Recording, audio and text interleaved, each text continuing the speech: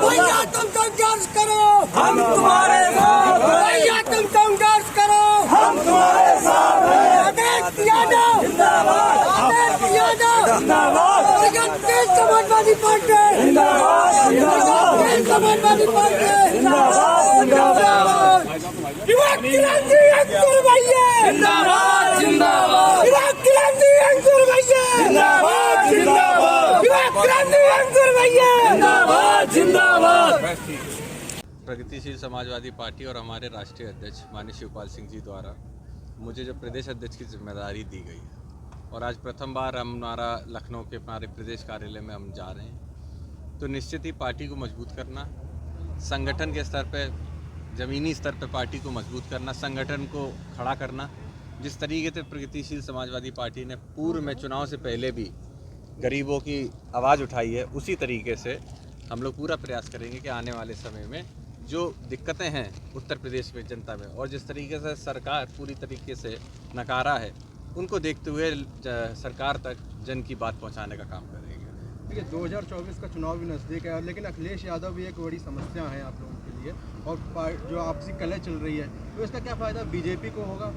देखिए, कोई आपसी कलह की बात ही नहीं। अब जब आप जानते हैं समाजवादी पार्टी के राष्ट्रीय अध्यक्ष, उनकी अपनी समाजवादी पार्टी है, हमारे राष्ट्रीय अध्यक्ष माननीय शिवपाल सिंह जी ने प्रगतिशील समाजवादी पार्टी को खड़ा किया है और पूर्व में भी हम लोगों ने लोगों तक जाकर रथ यात्रा निकाल के लोगों तक अपनी बात पहुंचाने का काम किया था।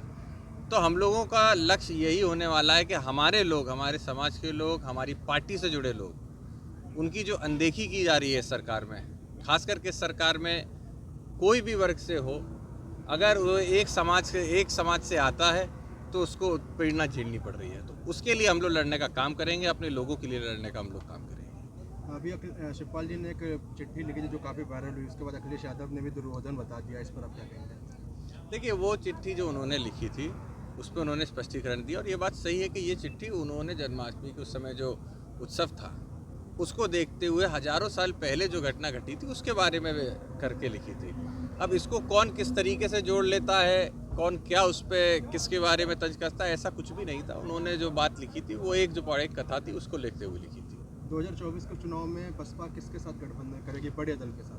बसपा गठबंधन के लिए अपने नेता और अपनी कमेटी को पूरी तरीके से सारी जिम्मेदारियां दे चुकी है। हम लोगों को जिम्मेदारी ज़मीनी स्तर पर जो हमारे कार्यकर्ताओं को जोड़ने की है, पार्टी को मजबूत करने की है। हम लोग अपना लक्ष्य को लेके निकल रहे हैं और इसी लक्ष्य पे हम लोग काम करेंगे और इसी के साथ साथ फिर आगे का भूमिका भी बनेगी। आदित्य जी, एक और क्वेश्चन है, योगी आदित्यनाथ के कार्यकाल को आप किस प्रकार से देख रहे हैं? देखिए, योगी आदित्यनाथ जी कार्यकाल में कई ऐसी चीज़ें हैं जो वाकई में काबिल तारीफ़ है, कई ऐसी चीज़ें हैं जिनको मैं समझता हूँ पूरी तरीके से नकारा जा सकता है। तो इसीलिए मैं ये कह सकता हूँ कि ये नहीं कहा जा सकता कि सरकार ने कुछ नहीं किया है, लेकिन जिस तरीके से, अच्छा अब आप ही देख लीजिए, जैसे बुलडोज़र की राजनीति हो रही है, जिस तरीके से लोगों के ऊपर नाजायज़ तरीके से, जब तक कोर्ट में केस है उसके बावजूद जजमेंट ना आने से पहले उनकी संपत्ति को इस तरीके से उनको नुकसान पहुंचाया जा रहा है। एक व्यक्ति के ऊपर अगर आरोप लगा है तो आप उसके पूरे परिवार को सज़ा नहीं दे सकते। तो ये सारी चीज़ें हैं जिसमें मैं समझता हूँ हम लोगों को देखने की ज़रूरत है, हम लोगों को आवाज़ उठाने की ज़रूरत है।